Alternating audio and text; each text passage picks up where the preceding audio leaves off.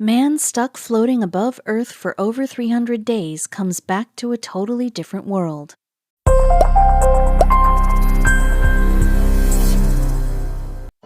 Sergei Krikalev was ready to set out on a trip into space, leaving Earth behind to live in a space station. It was supposed to be a routine mission, just what he had trained for. But when something utterly unexpected ended up changing everything he had ever known down on Earth, his mission quickly took a turn into the utterly unexpected and the dangerous. This is how he got stuck floating 200 miles above Earth for 300 days and the bizarre events that followed. Cosmonaut Sergei Krikalev left his home in 1991 for his second mission into space. For this trip, he would be floating more than 200 miles above the Earth's surface, as the only cosmonaut aboard the Mir space station. But what started as a routine mission soon became one that would threaten to take his life and leave him alone in space. From 200 miles above everything he knew, he would watch the entire world completely change. He had no idea when he would be able to return back home, and no idea when he would even get to speak to another human being. But after being stranded in space, Krikalev is sharing his unbelievable story. Krikalev had been working his way up and training for this mission for years. He was a trained pilot and had a mechanical engineering degree when he started working in spaceflight development. Before long, he was working on space operation methods and ground control operations. In his 20s, Krikalev safely completed an in-orbit rescue mission. So it was no surprise that by age 30, Krikalev was chosen for his first flight to complete a mission on the Mir space station. And after the mission ended successfully, Krikalev was asked to go on yet another trip to the Mir. But unlike his previous experience, this one would be far from smooth sailing. In 1990, Krikalev began to train for another trip to space. Over the next year, he was thoroughly trained for a mission that was set to last for about 5 months. But there was a problem. Krikalev had not been trained to handle the bodily and technical issues that might arise if the trip were to last any longer than that. On May 19, 1991, Krikalev, along with 2 other astronauts, prepared to board a spaceship bound for the Mir station. Krikalev was the only flight engineer on board, and that would soon turn out to be a mistake of near-fatal proportions. Astronaut Helen Sharman, the first Briton to go to space, was on board with Krikalev and remembered him as being cool under pressure. According to Discover magazine, as the spaceship approached the Mir, Sharman panicked, knowing that one wrong move could be deadly. But her crewmate landed the ship safely. Yet even now that they had arrived, despite its prestige, the space station was decidedly less than glamorous. As Discover magazine explained, Mir had a well-earned reputation as a smelly, noisy place. It was no bigger than a few RVs stacked end to end. Without any fresh air, the shuttle reeked of sweat, and the noise was never ending. The constant racket from fans and pumps and other machinery was enough to cause hearing loss, the magazine stated. Life on Mir was like life on any space station, at least for now. Despite all of its downsides, Krikalev loved being in outer space. He always said when he got into the space station, he felt like he was going home. His fellow crew member Sharman recalled in an interview. In his free time, he would play games, like trying to float from one side of the station to the other without touching the walls. When asked about his favorite things about being in space, Krikalev said in an interview with The Guardian, firstly, the view of Earth from the viewing port. Secondly, the sense of freedom which you experience in weightlessness. You feel like a bird that is able to fly. But soon, the joys of their carefree days would be over, and the entire mission would come crashing down. For 8 days, the 3 mission members joined the additional astronauts on the Mir space station and took in the sights of their temporary home. Every spare moment, we tried to look at the Earth, trying to pinpoint specific places on the globe, Krikalev said. But for some, the home was more temporary than others. Assigned with a shorter mission, Helen Sharman had planned to leave with the rest of the crew members. After everyone set off for their trip back to Earth, only Krikalev and Commander Anatoly Artsebarsky were left on board. Suddenly, it was just the 2 of them suspended in space, and they had no idea how drastically the world was changing back on Earth. Kirkorov was practically alone in space, and news from Earth was hard to come by. But after a few months, the cosmonaut started to receive some unsettling information. It was August 19, 1991, and the communist leaders of the Soviet Union, where Kirkorov was from, were storming Red Square in Moscow in protest of Soviet leader Mikhail Gorbachev. The hardliners, led by Boris Yeltsin, weren't happy with Gorbachev's recent reforms. On Earth, citizens of the Soviet Union, as well as the entire planet, were watching the world superpower as it began to dissolve. But from space, Kirkorov was watching whatever he could in fear of what this could mean for his space mission, and ultimately for his life. If people on Earth were surprised to see what was happening in the Soviet Union, just imagine the helplessness that Kirkorov felt while stuck in space. From the Mir space station, the cosmonaut was barely able to stay updated and was definitely unable to predict what would happen next. For us, it was totally unexpected, Kirkorov told reporters about the coup happening back in his home country. We didn't understand what happened. When we discussed all this, we tried to grasp how it would affect the space program.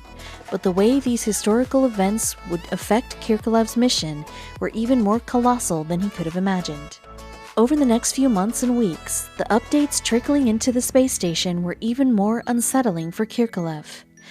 As time passed, more and more Soviet states were declaring their independence. Kirkorov was starting to get increasingly worried, and soon he had even more of a reason to be.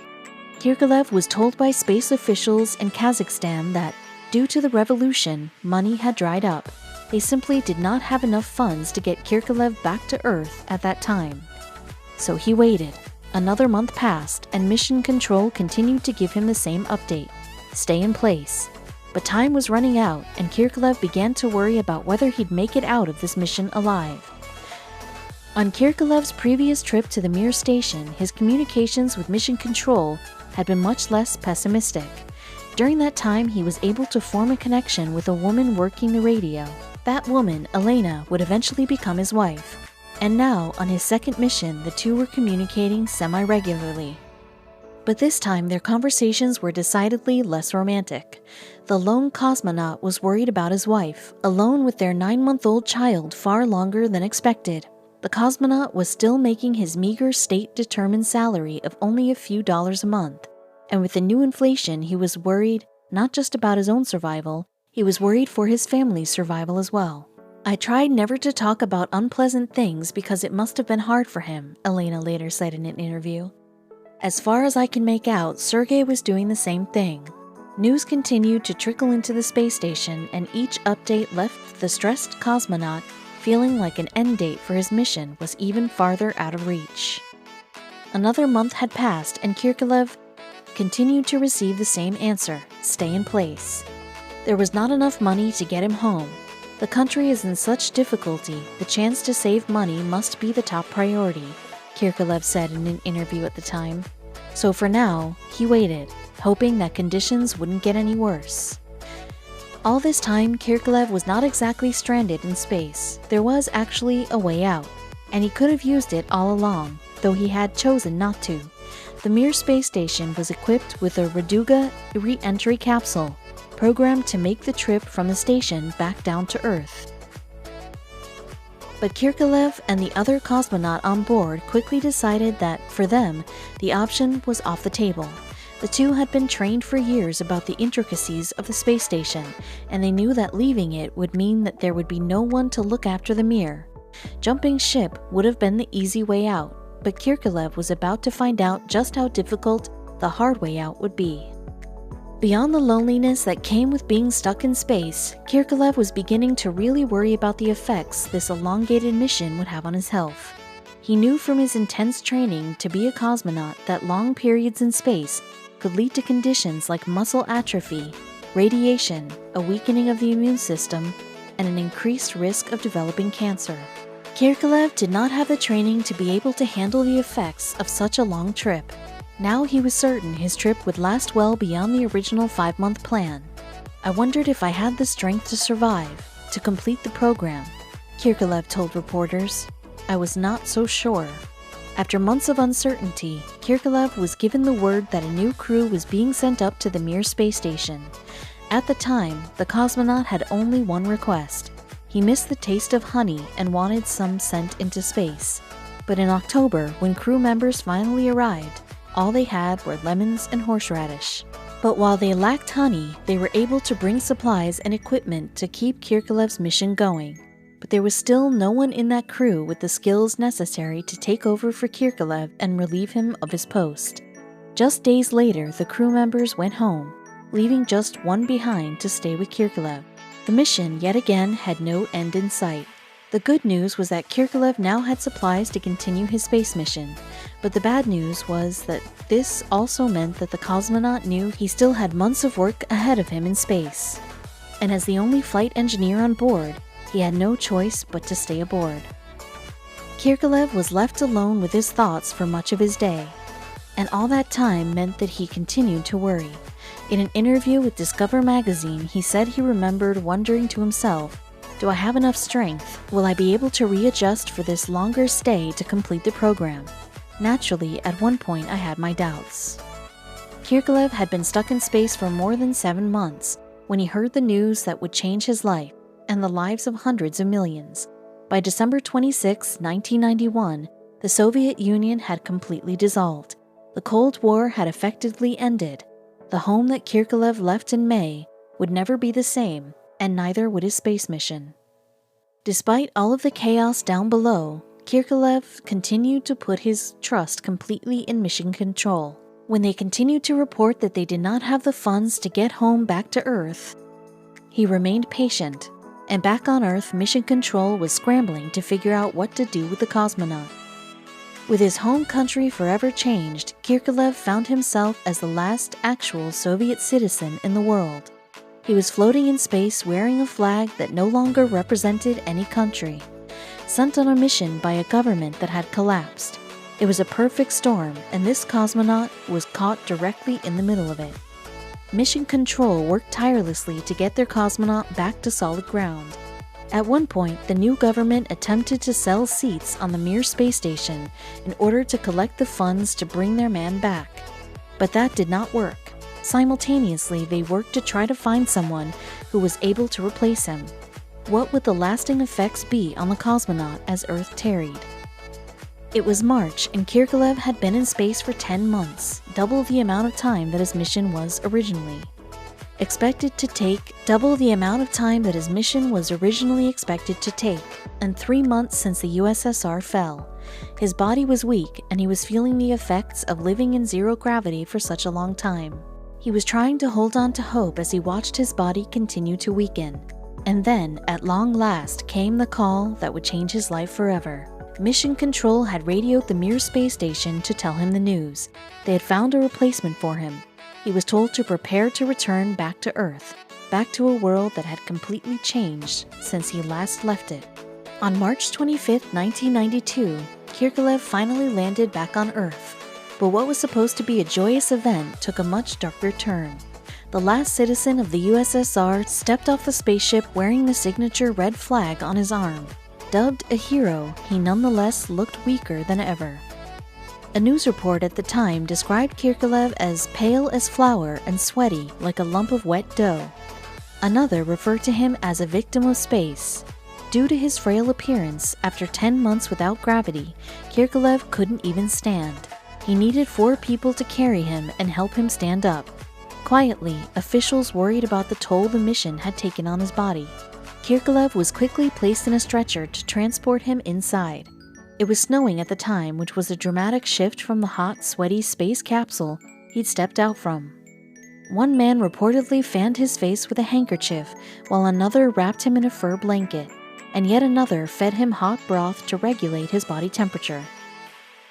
Despite all of this, Kirkorov told reporters that his return home was very pleasant in spite of the gravity he had to face. But psychologically, the load was lifted. There was a moment, you couldn't call it euphoria, but it was very good. But that euphoria would not last long. By the time Kirkorov had landed back on solid ground, he had circled Earth a total of over 5,000 times. He watched 5,000 sunsets and sunrises over his more than 300 days spent in space. and the world below him had changed dramatically. He landed in Arkalik, which was now a part of the newly independent Republic of Kazakhstan. After some observation, he was able to return to his home. When he had left, the city where his family lived was called Leningrad, but now, even it too had undergone a name change, St. Petersburg. The salary he had made was once enough to provide for his family, but now, under inflation, he made less than a bus driver. Kirkorov had become a legend in Russia and throughout the world of space travel.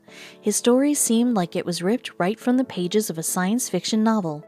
But this cosmonaut was not a fan of the spotlight and downplayed what it was like to return home to a changed world. The change is not that radical, Kirkorov told reporters at the time. Instead, he focused on the changes he got to see from space. Winter has come, and before it was summer, he said. Now it's beginning to bloom again. That's the most impressive change you can see from space. But down on Earth, the changes in his body continued to demand attention. Kirkorov's mission was officially over, but he was not yet out of the woods. His body had taken a serious hit. After a long duration in space, the first stage of recovery normally takes 2 to 3 weeks as you get used to things back on the ground. Kirkorov told The Guardian, after 2 to 3 months you are fully recovered. Kirkorov explained to The Guardian that he managed to utilize various techniques and exercises while he was in space, and thanks to those methods, he was able to regain his bone and muscle mass over time. As soon as he was able, he decided to do what some would consider to be completely unthinkable. After finding himself stuck in space for an indefinite period of time and then returning to a completely changed world, it would have been totally understandable for Kirkorov to have decided to end his career there. But Kirkorov was not like most people. Instead, as soon as he could, he returned right back to work. He flew to the United States to train for his next mission, to be the only Russian crew member to fly alongside NASA astronauts to the new International Space Station. He was given the honor of being made an official hero of Russia, and in 1998, Kirkorov returned back to his home, away from home, floating in space. Kirkorov would go on to complete 6 space missions. He was included in the first long-stay mission in the International Space Station in 2000, and the 11th ISS mission in 2005. Beyond being awarded the title of Hero of the Russian Federation, he was also given the NASA Distinguished Public Service Medal. And at the 2014 Winter Olympics in Sochi, Russia, it was Kirkorov who was selected to raise the Russian flag during the opening ceremony. Over his life, he spent 803 days, 9 hours, and 39 minutes in space. And while some of them were more anxiety-inducing than others, this cosmonaut doesn't regret a single second.